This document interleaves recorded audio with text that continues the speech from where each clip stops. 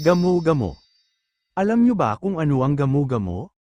Bakit sila lumalabas kung gabi at naaakit sa liwanag ng ilaw? Bakit para silang mga lumilipad na sundalo at nananakop ng mga bahay? Alam nyo ba na merong kwento tungkol sa kanila ang ina ni Dr. Jose Rizal habang maliit na pasyente pa ang ating pambansang bayani?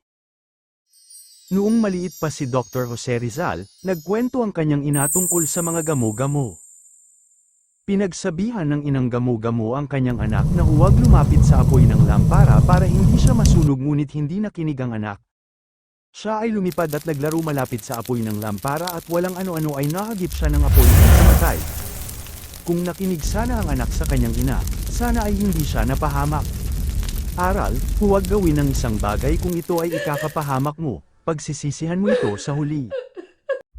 Kaalaman, ang gamo-gamo ay termite sa Ingles.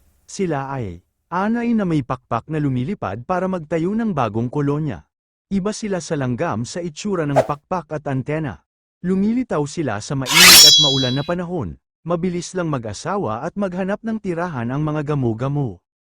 Pagkatapos lumipad, tinatanggal nila ang kanilang mga pakpak at nagsisimula ng panibagong kolonya. Kung may gamo-gamo, ibig sabihin may infestation na sa bahay o lupa na maaari nilang tirhan. Kaya alamin mo ang mga paraan paano puksain ang mga anay na nakakasira ng bahay at mga kagamitan. Meron ka bang dagdag na katanungan tungkol sa gamo-gamo? Mag-message lang sa ibaba sa comment section.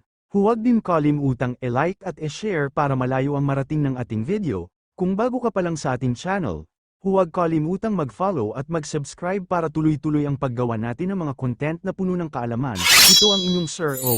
Hanggang sa muli, paalam!